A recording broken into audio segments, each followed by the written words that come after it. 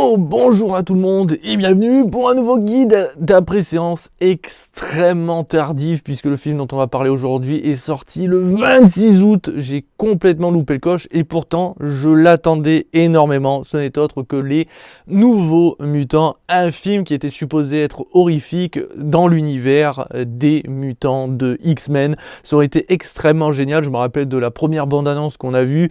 Elle donnait vraiment le ton, on sentait quelque chose de très horrifique, vraiment un film surnaturel, alors qu'on sait qu'en plus les personnes donc mutants dans ce genre d'univers sont dotées de pouvoirs, donc on se dit bon c'est simplement un mutant qui a des pouvoirs et tout, mais je trouvais le délire avec un côté surnaturel, peut-être presque paranormal dans le milieu des mutants, je trouvais ça très intéressant. Malheureusement, c'est un film qui a mis beaucoup de temps avant de sortir. On l'a vu, il a été repoussé maintes fois, ça fait plusieurs années qu'on l'attendait. Et en plus de ça, il y a eu beaucoup de recoupes, de retournages, etc. Ce qui fait qu'on a un film très édulcoré et on a un film extrêmement bancal et passable.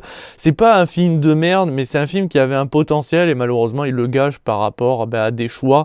Et on sent que c'est vraiment un film qui essaye d'être au tout public alors que, aux premiers abords en tout cas, par rapport aux premières bandes annonces et les premières images qu'on avait vues du film, on était sur quelque chose de bien plus horrifique, alors que là, franchement, autant vous dire que si vous avez peur, c'est que vous êtes encore plus peureux que moi, mais c'est pas impossible, mais franchement, il fait pas peur. Donc c'est un film qui est très décevant pour ma part, je m'attendais à beaucoup mieux.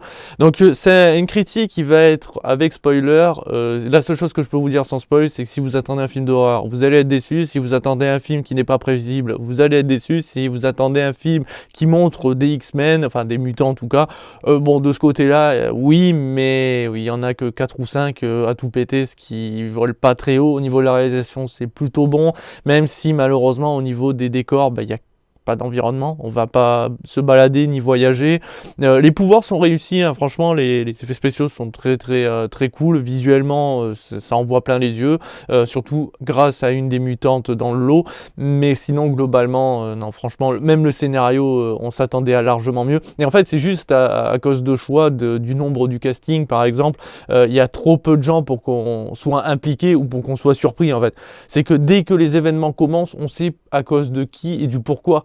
Enfin, si on réfléchit un peu, du coup, on n'attend rien du film. Et le film ne peut rien nous proposer de surprenant ou du genre, ah bien en fait, t'as pensé à ça, alors qu'en fait c'était tout le contraire, alors qu'en fait pas du tout. C'est ça qui est dommage. Donc ça fonctionne pas.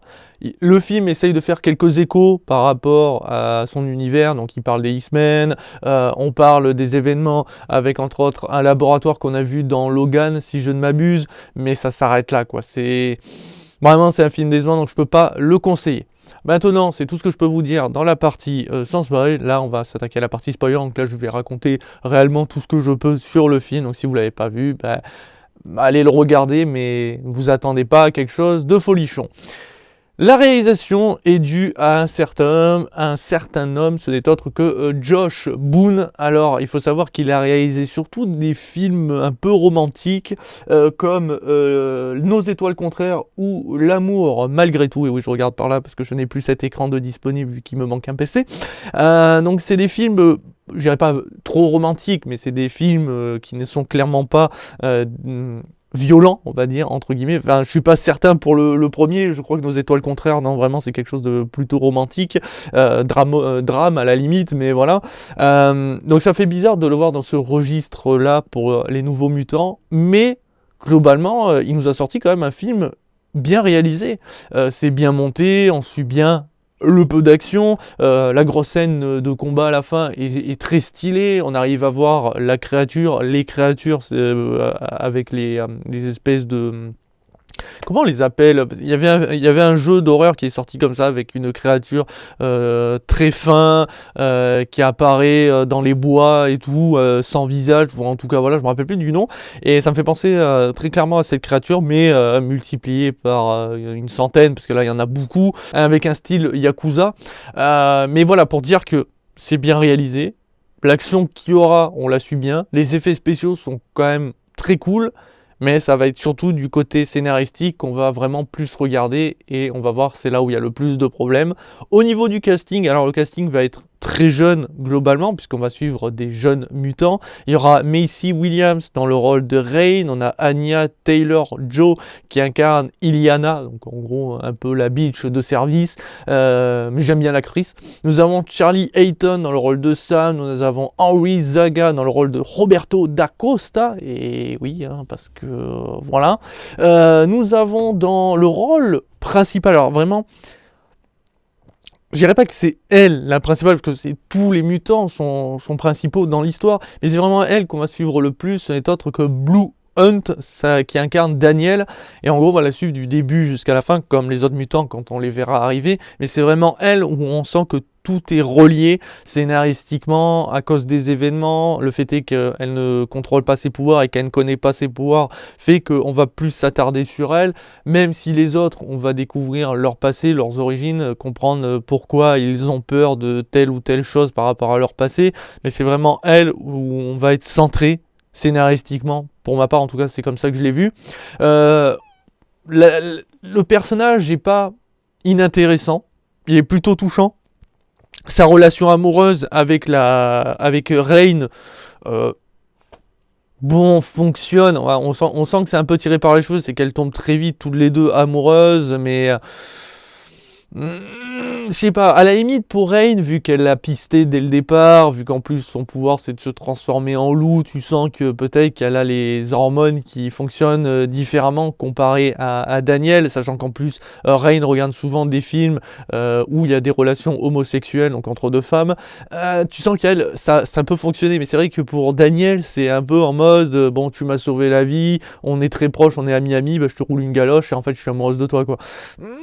Ouais, bon, tu sens que ça a été posé là en mode, bon, il faudrait une petite relation homosexuelle histoire d'attirer du monde. Ouais, mais c'est un peu tiré par les cheveux. Je ne dis pas que ça ne fonctionne pas, je trouve ça un peu simpliste, mais bon, voilà. Et nous avons Alice Braga dans le rôle du docteur Hayes, le seul docteur de tout le film. Et voilà, en fait, le gros problème de ce casting, c'est qu'il n'y a pas assez de personnages. Alors, on peut rajouter Happy Anderson qui va incarner très brièvement le révérend Greg, le révérend qui a attaqué Rain dans le passé, mais c'est trop simple. C'est ça qui est le problème, c'est que c'est beaucoup trop simple. Il n'y a pas assez de monde. Et en gros, pour l'histoire, on va suivre un centre, un asile presque, qui récupère des jeunes mutants et qui essaye de les guider pour qu'ils maîtrisent au mieux leur pouvoir pour après les réincarcérer, enfin pas les réincarcérer, mais les réinsérer, je ne sais plus le mot, dans la société pour éviter qu'ils utilisent leur pouvoir à mauvais escient ou malheureusement, oui, très clairement, les utilisent sans le faire exprès et donc font du mal. C'est ce qu'on va découvrir avec certains débutants qui ont activé leur pouvoir sans le faire exprès parce qu'ils ne les maîtrisent pas et ne les connaissaient pas et ont tué des membres de leur famille ou leur petite amie, etc. Ce qu'on va découvrir dans le lot de ces mutants. Et sur ce coup-là, tu te dis, ça peut être intéressant à suivre. Donc, un endroit qui récupère des mutants, qui essaye de leur faire découvrir qui ils sont, comment fonctionne leur pouvoir pour après les réinsérer.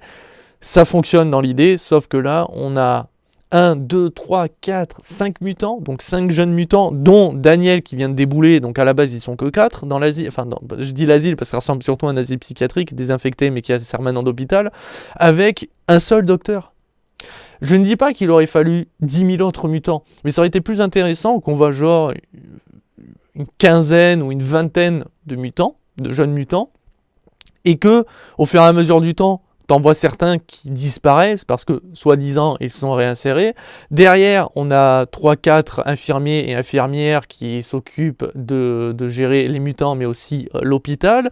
Et que, au fur et à mesure du temps, ben voilà, il se passe des événements tragiques, mais aussi des événements un peu surnaturels, donc le côté horrifique, et que derrière, Daniel déboule, donc la nouvelle, et elle va découvrir que derrière cette façade d'hôpital qui essaye d'aider les mutants, se cache quelque chose de bien plus sordide, donc par exemple des expériences, c'est pour ça qu'il y a certains des mutants qui disparaissent, parce qu'ils sont disséqués, tout ça, ou au contraire, ben en fait, on les a tués parce qu'ils sont trop dangereux, et on voit leurs cadavres. Et c'est ça qui est intéressant. Et du coup, le côté surnaturel aurait fonctionné parce qu'en gros, c'est genre, pas l'esprit des mutants, mais que peut-être que certains des mutants qui sont disséqués, comme ils sont torturés, voilà, ben leur pouvoir s'active d'une manière un peu différente d'habitude, ce qui fait qu'il y a des événements bizarres qui s'enclenchent, par exemple des souvenirs, des bruits, des apparitions, enfin, des trucs qui fonctionnent du côté surnaturel, qui sont liés aux mutants, mais qu'on comprend au fur et à mesure de l'histoire. Or là, en gros, t'as Daniel qui arrive dans l'hôpital, parce que suite à un événement tragique, elle arrive, on voit les 4 autres mutants qui sont là en mode bon ben on est tout seul, il y a un seul docteur qui nous gère, ils essayent de nous aider. Là tu fais déjà c'est louche, ça n'a aucun sens. Surtout quand tu vois le pouvoir du docteur, c'est de créer ouais, un espèce de bouclier qu'elle peut mettre à n'importe quelle taille, et ce bouclier est impénétrable, rien ne peut passer à travers, même n'importe quel autre pouvoir ne pourrait pas traverser apparemment, parce que il y a donc le personnage d'Iliana qui peut se téléporter dans un univers parallèle, son univers à elle qu'elle a créé, elle a des pouvoirs de dingue, mais elle peut pas traverser ce champ de force. Non, ça ne fonctionne pas. Elle pourrait, à la limite, parce qu'elle peut se téléporter grâce à son pouvoir, donc je vois pas comment elle peut pas se téléporter de l'autre côté du champ de force. Mais bon, on va dire, ta gueule, c'est magique, sachant qu'en pouvoir, c'est limite des pouvoirs magiques qu'elle a, c'est même pas des pouvoirs de mutation, genre des griffes qui apparaissent, voilà. Non, elle, c'est carrément surnaturel, c'est magique. Enfin bon bref, tu vois qu'il y a un seul docteur qui a un tel pouvoir, tu comprends qu'il y a un truc malsain, et surtout, c'est que les événements donc dû à des souvenirs qui apparaissent, il y a un moment, tu as un des personnages qui voit un cadavre de son passé, ou justement Rain qui voit son bourreau, donc le révérend qui apparaît, tu comprends que c'est lié à Daniel. Parce qu'avant ça, il n'y avait pas d'événements, à aucun moment ils te parlent qu'il y a eu des événements comme ça, même eux ils sont surpris qu'il y a de tels événements, et c'est au moment où Daniel est là. Donc tu comprends que c'est lié à elle, donc son pouvoir, tu comprends que c'est peut-être genre faire apparaître des souvenirs ou jouer avec les souvenirs, peut-être sans le faire exprès ou en le faisant exprès. Donc tu ne sais pas si tu dois t'attacher à elle parce que peut-être qu'elle est mauvaise, mais tu sens que c'est à cause d'elle. Donc tu n'es pas surpris quand tu découvriras plus tard que c'était bien elle. Ça ne marche pas du tout. Et ce qui fait que tout le côté horrifique passe à la trappe, sachant qu'il y en a beaucoup moins que ce qu'on aurait pu croire dans les premières bandes annonces, alors qu'on aurait pu créer tellement de quelque chose de plus horrifique. Ou alors on aurait pu garder le côté, avec l'histoire de Daniel, mais la jouer différemment. En gros, Daniel, suite à l'événement du début, est tombé dans le coma. Et en gros, elle a été déjà, elle a été transportée dans l'hôpital, donc là où il y a les mutants, mais qu'elle a été, pour l'instant, mise dans une salle, confinée, le temps qu'elle se réveille de son coma. Mais pendant qu'elle est dans le coma, eh bien, il y a des événements bizarres qui se déroulent. Les autres mutants ne savent pas que Daniel était arrivé, ils ne savent pas qu'elle est encore là, parce que personne ne leur a dit. Et en gros, quand Daniel apparaît, elle apparaît dans un endroit où les mutants lui disent « fais attention, il y a des événements extrêmement bizarres depuis genre plusieurs semaines, plusieurs mois, on ne sait pas ce qui arrive, mais avant ça n'était pas le cas, tu vas voir des événements bizarres. » Et en gros, là, ça met le doute, tu ne sais pas que c'est Daniel. Parce que tu ne savais pas qu'elle était dans le coma, on te l'a pas dit, on t'a pas dit qu'elle était là depuis plusieurs semaines, et tu le découvres. Et là, c'est intéressant, là, ça fonctionne. Mais non, pas assez de mutants, pas assez de personnel.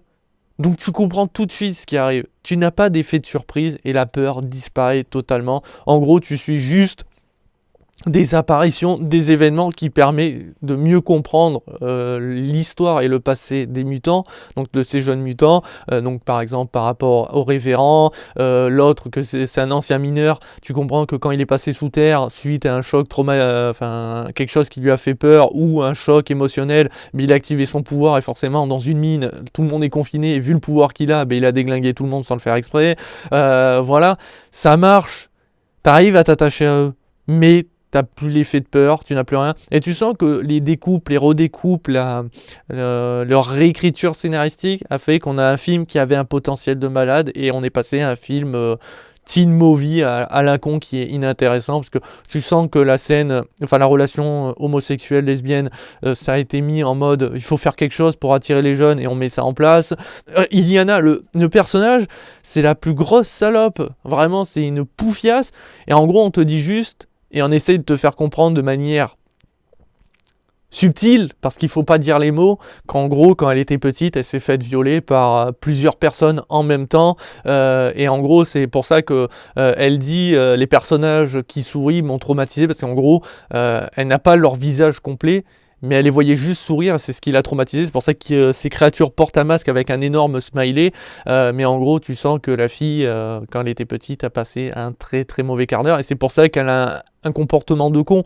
Mais encore une fois, on ne dit pas les termes, on fait que de manière subtile pour elle, alors que pour les autres, on nous dit très clairement qu'en gros, le mec, quand il est excité, il prend feu. Donc en gros, le pouvoir du mec, c'est la torche, hein, très clairement. Et donc quand il est excité, il se met tout feu, tout flamme, et en gros, il a cramé sa copine pendant qu'il était en train de la ken. Mais... Ah, c'est tellement con, vraiment, je suis dégoûté. Tu mettais juste plus de mutants, plus de personnel. Déjà, ça te met le doute sur le fait que cet endroit n'est pas qu'un endroit pour créer des armes. Parce que voilà, quand on fait l'écho à Logan avec cet autre laboratoire, on faisait des tests pour essayer de créer les super mutants, mais les super armes. Tu fais, oui, mais en même temps, c'est logique. Là, il n'y a qu'une seule meuf pour gérer tout, et ils sont que 5 mutants, enfin 4 à la base. Tu sens que voilà, alors que tu mets, je sais pas, une dizaine, ou même pas, 5 ou 6 membres du personnel qui ont eux-mêmes des pouvoirs pour lutter et pour essayer de gérer les autres mutants. Derrière, t'as plein de caméras de sécurité, mais aussi au-delà de ça, plus loin des corridors et tout, pour au cas où qu'un mutant arrive à passer le champ de force, bim, ils se font déglinguer. Derrière, t'as plusieurs mutants qui disparaissent au fur et à mesure du temps de l'histoire, avec des événements extrêmement paranormaux presque, qui nous fait peur, qui nous fait sursauter, qui crée de la tension, mais qui crée le doute en se disant, mais est-ce que c'est le lieu qui fait disparaître les mutants? Est-ce que les mutants se font peut-être torturer ou tuer? Putain, ça aurait été plus intéressant. Je comprends pas comment on peut être à ce point-là con quand on fait un film ou quand on essaye de se dire qu'est-ce qui pourrait intéresser le jeune public, parce que je pense que ce que je dis là est plus intéressant que ce vieux teen movie à la con qui ne fonctionne clairement pas, beaucoup trop prévisible, long, la seule grosse action arrive au bout de 1h20, voilà, c'est pas intéressant, et même scénaristiquement, voilà, on fait quelques mentions à l'univers, mais genre on parle très brièvement des X-Men, très brièvement des laboratoires cachés comme ceux de Logan. Mais voilà, sans plus. Alors que ça aurait été bien plus intéressant de vraiment se retrouver dans l'univers avec par exemple des comics posés dans la salle d'attente ou la télévision qui passe des images de ce que peut être les mutants, mais modifié par justement le groupe qui essaye d'endoctriner avec des messages dans les haut-parleurs qui dit on est là pour vous aider, on vous apprend à utiliser vos pouvoirs, on essaye de faire passer ces messages pour endoctriner, pour que justement ils soient plus dociles, alors que là ça fonctionne pas du tout, enfin c'est dommage, on avait vraiment un film avec beaucoup de potentiel. Mais bon, je ne sais pas ce qu'ils ont voulu faire, les gens derrière ce film-là. Enfin, je parle pas du scénariste, je parle pas du réalisateur, parce que on sent qu'il y a un travail, on sent qu'il y avait quelque chose de beaucoup plus poussé, mais que derrière, la boîte de production a dit non, ça nous plaît pas, c'est trop violent, c'est trop horrifique, ça va pas plaire, donc on essaie de faire quelque chose de plus simpliste. Alors qu'en fait, ça aurait été bien plus violent. Je pense que les gens se seraient rués sur ce film. Et là, on sent que les gens ont été déçus, parce que globalement, les notes, ça va sur du 2, du 3, sur 5, sur 10. Tu sens que les notes sont la preuve que le film a vraiment déçu, parce qu'il y a eu beaucoup d'attentes. Hein. Grâce à la première bande-annonce, on sentait vraiment un film d'horreur. Genre avec des jumpscares, alors que là en fait il n'y a même pas de jumpscares, c'est juste des apparitions où genre tu vois le mec il est dans la piscine, tu vois une main cramée derrière, qui se pose sur son dos, tu ne peux pas avoir peur, parce qu'on te montre le danger, alors que on entend juste un souffle, on entend tu sais, un petit son, mais t'arrives pas à comprendre ce que dit la voix, et le mec se retourne, et là t'as un énorme jumpscare, ça fonctionne. Sauf que là non, c'est pas comme ça. Donc c'est un film que je ne pouvais pas conseiller, et c'est un film, je peux pas lui donner une bonne note, hein. Très clairement je peux lui donner une note d'1 étoile sur 5, c'est dommage parce que le casting, même les jeunes arrivent à s'en sortir, ils arrivent à bien jouer sans aller trop dans le surjeu, on avait du potentiel, et c'est ce potentiel qui est tellement gâché, donc je peux pas lui donner une bonne note, même une moyenne note, parce qu'il le mérite clairement pas. Mais si ils avaient fait autrement, je pense que le film aurait été sur du 4, voire du 5 étoiles sur 5, et ça n'aurait donné un autre aspect des films de super-héros. Ça nous montre que même avec des mutants, donc avec des capacités de fou, le paranormal, le surnaturel peut fonctionner et donc on peut avoir un véritable film d'horreur. Mais malheureusement, celui-ci n'arrive clairement pas à nous le prouver. Et bien voilà qui conclut ce nouveau guide d'après-séance. Je vais continuer d'essayer de rattraper mon retard et essayer de voir des films assez récents pour vous en faire des critiques. Allez, sur ce, je vous dis à très très vite et à très bientôt pour toujours plus de vidéos et malheureusement pas de live pendant cette semaine parce que voilà, je vous parlais de cet écran, j'en fais une petite parenthèse. Je n'ai plus mon PC principal, il est en réparation. J'ai heureusement quand même un second PC qui me permet de vous faire cette vidéo. Hein, je continue quand même à produire. Mais bon, malheureusement, je ne peux pas live. Donc, pour ceux qui seraient intéressés de me découvrir sur Twitch, ça ne sera pas pour cette semaine. Il faudra attendre un petit peu. Mais vous inquiétez pas, je reviens quand même, quoi qu'il arrive, pour du live. Mais on continue sur YouTube pour toujours plus de guides d'après-séance. Allez, bonne fin de journée. Ciao, ciao.